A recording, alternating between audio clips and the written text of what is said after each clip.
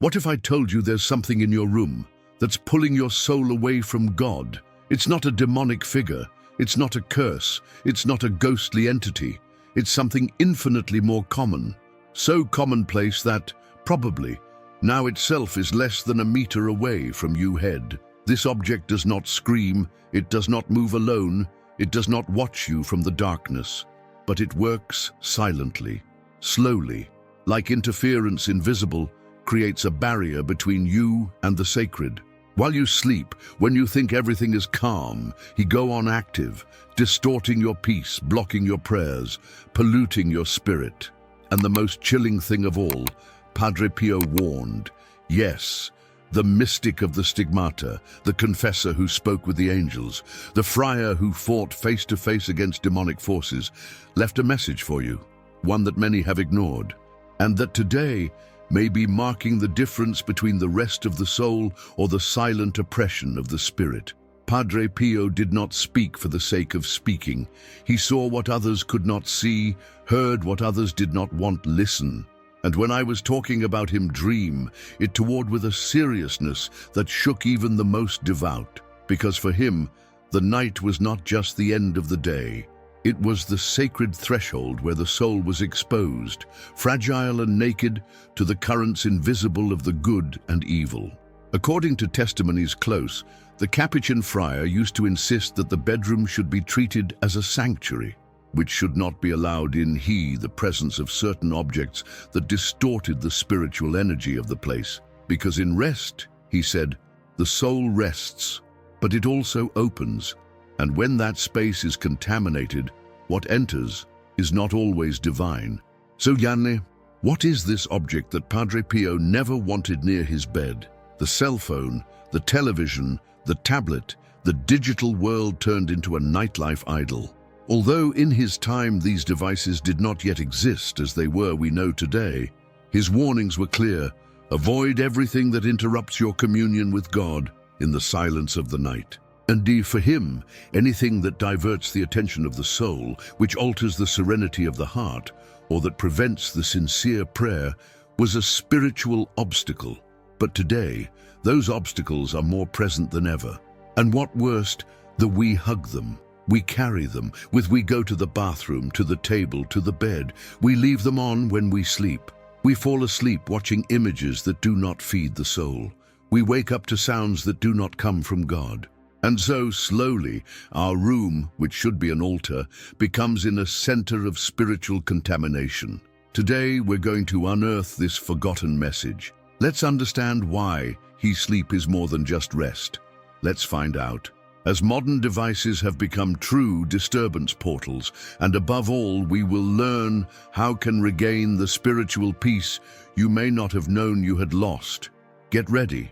Because this isn't just a story about technology. It's a battle, invisible, that happens every night.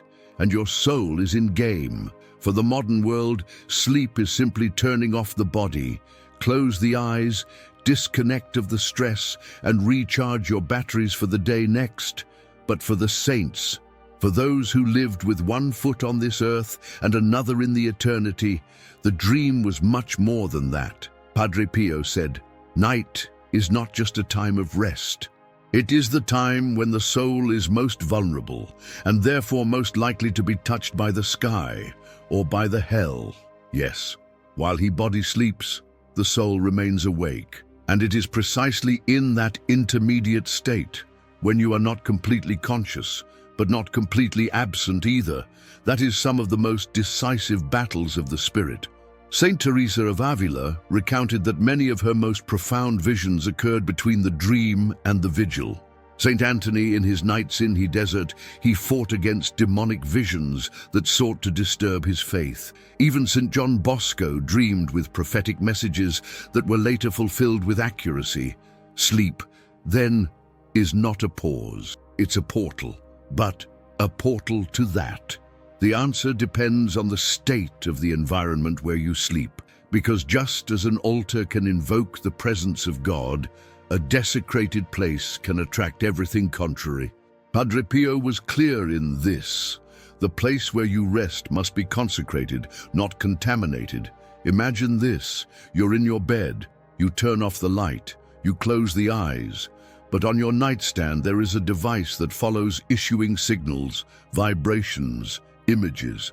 Although this, in silence, his energy go on active. What kind of atmosphere are you allowing in that sacred moment? What kind of company are you inviting? Padre Pio used to talk about the importance of the spiritual preparation for the dream. It was not enough by turning off the light. It was necessary pause, pray, invoke divine protection, and cleanse the environment with sacred signs.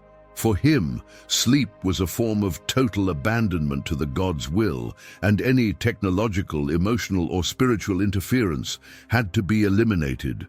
And here is the most striking point. The demons don't sleep. While you rest, they continue active, looking for cracks, doors open, emotional or spiritual gaps where they can infiltrate. And the lack of surveillance nocturnal, said Padre Pio, is one of the major causes of spiritual disturbance in modern life. That's why he insisted in which the dream had to be accompanied by an attitude of faith, praying the rosary before bed, do the sign of the cross on the pillow, sprinkle holy water on it the corners of the fourth, light a blessed candle if possible. All of this not as superstition, but as living symbols of a faith active even in the darkness. Who sleep with God, he said, he wakes up with peace. And it is that peace that has disappeared from many homes.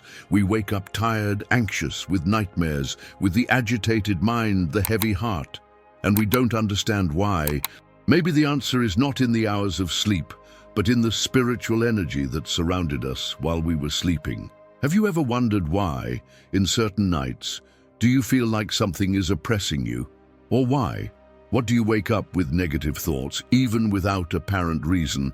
Perhaps your soul is being attacked, and not even you didn't even notice. Sleep isn't rest. It's sacred ground. It's time to treat it as such. There are nights in those in which the soul does not rest, although the body is lying down. Nights where silence weighs, the mind does not turn off, and there is unease in the air. It's not insomnia, common, nor from accumulated stress. There's something deeper, more invisible, and sometimes the cause is right there, within your reach. Padre Pio, even in the last years of his life, he insisted into an inconvenient truth. The presence of certain objects can alter the spiritual atmosphere of a place, not because the object in have power, but because it becomes in a channel, a door, an antenna. Today, those objects are in every home, in every room. Some even they hug before sleeping, as if they were modern talismans. But far from protecting, these tools digital, they can drain the most sacred thing we possess, inner peace. Although Friar lived before the rise of smartphones, his words resonate with prophetic force. Be careful what you watch before you sleep. Be careful what you take with you to bed, because not everything that seems harmless is neutral before God. And I had reason. Current scientific studies show that mobile devices, even in airplane mode, emit radiations that alter the patterns of the sleep. Blue light delays the melatonin production, and the notifications, even if silenced, keep the brain on alert. But beyond the physical, there is an even more subtle and dangerous spiritual impact. Every image you consume, every word you read, every emotion you experience through the screen leaves a mark in your soul. Some are light, others become in chains. Have you ever felt anxiety, inexplicable feeling when you wake up, a sadness without reason, a spiritual dryness that prevents you from praying even though try it? Maybe it's not just tiredness. Maybe, however, tell me, you've been sleeping in half from the deepest spiritual noise, fueled by the devices that accompany you evening after evening. And this is where it comes in, the toughest warning of all. These devices have been turned into idols. Yes, modern idols, objects of silent worship, not made of gold or wood, but glass and metal, but equally dangerous because they have displaced God from the center of our rest. Before we slept with a rosary in the hand, today with the cell phone in the pillow, before with a crucifix in the wall, now with a screen lit in front of your face. And what goes through that screen, although not you perceive, goes filling your room with an energy that does not come from of the darling. Padre Pio used to talk about the importance of the recollection, of true silence, of the internal surveillance. How can this be achieved if, even in the moment of closing the eyes, we are still connected to a flow, endless distractions, news, images, voices? Technology, in Yersame, is not an enemy. The problem is the sacred place that we have granted. We have enthroned her in the heart of our personal sanctuary, the bedroom, where we should enter barefoot like Moses before the bramble burning. It we do with he phone in hand, checking notifications and taking all the chaos of the outside world to the soul. The result is devastating. We don't notice it immediately because spiritual evil doesn't always present itself with thundering. Sometimes it is a gradual loss of sensation, a drought in the prayer, a growing apathy, an inner darkness that settles in without asking permission. And it all began with a simple custom, to carry the cell phone to the bed. You might think this is exaggerated, that it's just a device. But it's not about the object, it's about the door that opens, from the atmosphere that creates, of the relationship that builds with your soul. And that's where Padre Pio was relentless. If something prevents you from praying with freedom, if it steals your peace, if it weakens your communion with God, must be set apart. It is no coincidence that many saints recommended sleeping with holy water nearby, with sacred images, with psalms in the lips. They knew that the dream was a battlefield, and no soldier rests without leave sentinels awake. Today, our sentinels, they are asleep. Or worse, they have been replaced by screens, brilliant that entertain while the soul bleeds in silence. But still there is time. Still you can recover the control from the environment where you sleep. Even you can rededicate your room. Still, you can decide what type of energy will accompany you while you dream. The question is, are you willing to open the eyes before closing them every night? Sometimes the hardest thing isn't hearing a warning, but believing that it actually applies to you. Many people hear the teachings of the saints, read stories of miracles, feel curiosity about what invisible, but they continue living as if all that was just theory, until something in his life is broken. That was exactly what had happened to Claudia, a 46-year-old mother, devoted since she was a child, but who had been years finding no peace.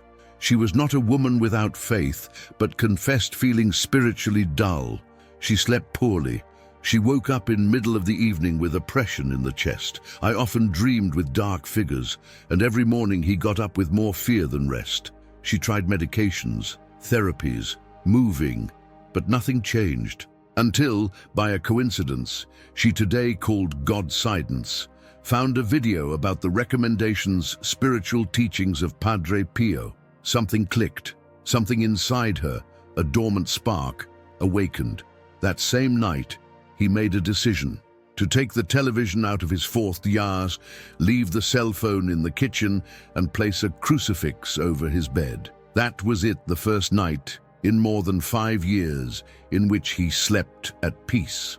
Claudia didn't just rest, she dreamed, with his deceased mother praying rosary, as they did together in his childhood. Upon awakening, he felt a sweet presence in the atmosphere, a lightness, something invisible, but deeply real. Since then, he never slept with technology nearby, and its faith began to be reborn. Then there is Leonardo, a successful 39-year-old businessman, man practical, not particularly religious, but driven by a silent anxiety that neither his achievements nor his money could relieve. Once, in a casual conversation with a fellow believer, he heard a phrase that puzzled: "What surrounds you while you sleep, it forms you from within." Intrigued, he decided to do an experiment. He turned off all devices before 10 p.m. He took a shower, read a psalm, and left the cell phone in other forth. In its place, he placed a small one image of Saint Michael the Archangel in your nightstand. That night wasn't just quieter, it was transcendental. Leonardo dreamed that he fell into a well dark, but a light took for the arm and he was elevated. When he woke up, he cried. He didn't understand that there was past exactly, but I felt like I had been touched. From then on, he began to pray the Lord's Prayer every night, and little by little, as if a cloud out dissipating, its anxiety was reduced. It didn't disappear completely, but it was no longer dominated, and most importantly, he began to believe. These are not isolated cases. They exist. Hundreds, thousands of similar testimonies. People who, by changing their relationship with the night environment, they discovered that the problem was never just the dream, but the spiritual environment contaminated in the one they were sleeping on. Maria, a young mother who suffered from night terrors from childbirth, found relief after placing holy water in every corner of his room and pray the rosary with her husband every night. Daniela, a teenager who lived with thoughts dark and emotional isolation, transformed his space, replacing his mirror in front of the bed for a picture of the Sacred Heart of Jesus. He says that after that, he dreamed again with hope. Even children have witnessed this transformation. Parents who decided to turn off the devices in their children's bedrooms and place pictures of angels, custodians in the walls, they reported fewer nightmares, better behavior, and a more serene atmosphere at home. These are not stories pious. They are living echoes of the Padre Pio's message. The soul needs silence, sacred symbols, and a clean environment to breathe. And the most beautiful thing is that you need to be holy to begin. It just takes one decision, one step, one surrender, because sometimes the elderly spiritual victory does not occur in the church, nor in his confessional, but in the act of turning off a device, lighting a blessed candle, and falling asleep like someone who surrenders to the embrace of God. Not just about turning off an appliance or moving some furniture. Transform your room in a spiritual sanctuary is the interior act, a gesture of faith visible that also transforms your environment. It's like cleaning a forgotten temple. Remove the dust, light a candle and say, "Here, Lord, I want you to dwell with me." Padre Pio, with his mystical wisdom, understood that the spaces where we live affect directly the life of the soul. That is why he insisted in which the bedroom I had to reflect the sacred, not the mundane. He said, "Just as you take care of the altar where the celebration is the Mass, like this, you must take care of the place where your soul rests." The first step is simple but powerful. Cleanse with spiritual intention. Not just sweeping or tidying, but doing it like someone preparing a chapel to receive the Blessed Sacrament. You can start by sprinkling holy water in every corner of the fourth. While you do, pray, invoke the divine protection, ask that any dark presence, all negative energy, be expelled in the name of Christ. Then comes the most visible step. Replace what distracts by what elevates. Where it was before the television, place a crucifix. Where was I? On your cell phone, place an image of Mary or your patron saint. Where there was clutter, put a Bible open. Padre Pio especially recommended having symbols of spiritual protection nearby. A rosary, holy water, an exorcised candle, an image of the Sacred Heart of Jesus or of the Archangel Michael. Not as magic amulets, but as living reminders of who dwells with you in the silence of the evening. Other practice that he same used, the spiritual curfew. At a certain time of the day-night, for him, later of the rosary, none another stimulus had to come in. No conversations trivial, nor worldly thoughts, nor disturbing news. Only prayer, contemplation, silence. It's time to disconnect from the world and connect with his darling. Beam of the act of sleeping is a ritual. Before going to bed, place your hand on the bed and bless it with the sign of the cross. Give thanks for the day. Ask forgiveness for your faults. Pray with simplicity, without complicated formulas. And then surrender to the dream. Like someone who lies down in the arms of the Father, A forgotten detail that Padre Pio also valued was the lighting. Avoid lights cold and keep a soft, warm atmosphere that invites contemplation. A small lamp with golden light, a lit, blessed candle, always carefully. They can create an environment conducive to prayer and peace. And of course, the sound. Many don't. They know, but the saints spoke about the sound of the soul. Sleeping with soft, sacred music, or even in complete silence, allows the spirit to rise. If you can, avoid sleeping with headphones, notifications, blaring alarms. Make the last sound of the day be a prayer, not a screen. This process, more than an aesthetic reform, is a spiritual purification, and its fruits are visible. When you convert your room in a sanctuary, not just improvements your rest, your mood improves, your prayer becomes deeper, your faith finds roots, your thoughts dark begin to disappear, and the presence of God becomes more perceptible. There is something deeply beautiful in returning home, entering the room, and feeling that space, it is not only yours, but also God's. There, in the simplicity of a lit candle, of a crucifix in the wall, from a prayer before the dream, a silent but powerful transformation begins. Anxiety dissipates, thoughts quiet, the soul breathes. Because you are no longer alone, you no longer sleep amid chaotic vibrations. You sleep in the peace that only the sacred can offer. Don't need to be an expert in liturgy, nor a mystic like Padre Pio. You just need his sincere desire to dwell with God, also in your rest. Because if he is your refuge during the day, why not let it too be it during the evening? There is something that many modern homes have forgotten. Peace of mind isn't just individual, it's contagious. Just like a clean environment can raise the spirit, a disturbed environment can silently poison the most sacred bonds, those of the family. How many discussions begin without apparent reason? How many times bad mood appears from the early hours of the day, as if a shadow had slept with we? Not always a crisis, nor an obvious problem. Sometimes the root is in it invisible, in the accumulation of dense energies, in the nights without prayer, in the technology that invaded the spaces of the soul, in the lack of God in the place where it is most we need, our home. Padre Pio taught that the enemy does not need doors open, just a crack, a small oversight, a constant distracting presence. And when it happens, the ties begin to wear out, the husband moves away, the children withdraw, the atmosphere at home becomes heavy, as if something were preventing one from breathing properly. Freedom. In many homes, the bedroom with television became an emotional wall between the spouses. Each one isolated in your digital world, without dialogue, without shared prayer, without spiritual intimacy.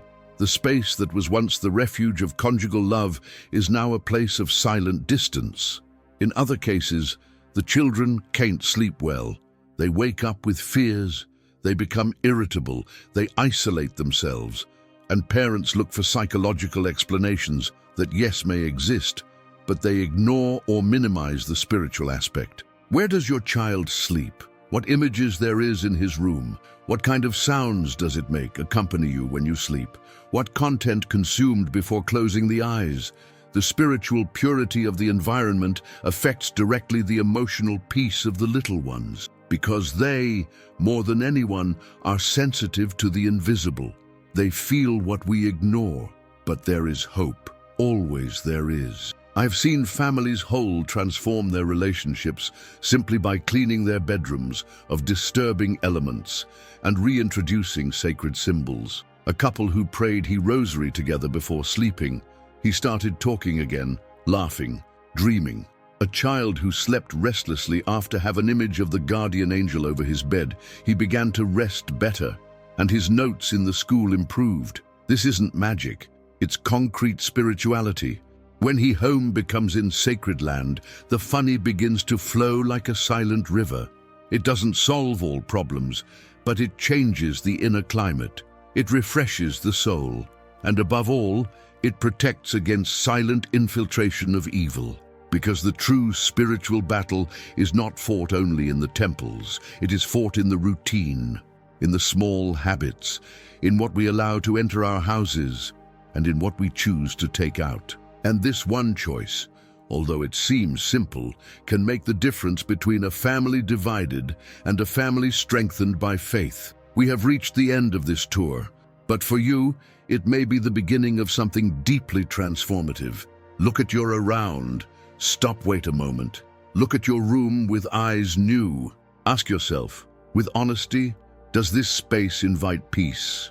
Or is it filled with distractions that prevent your soul from truly resting?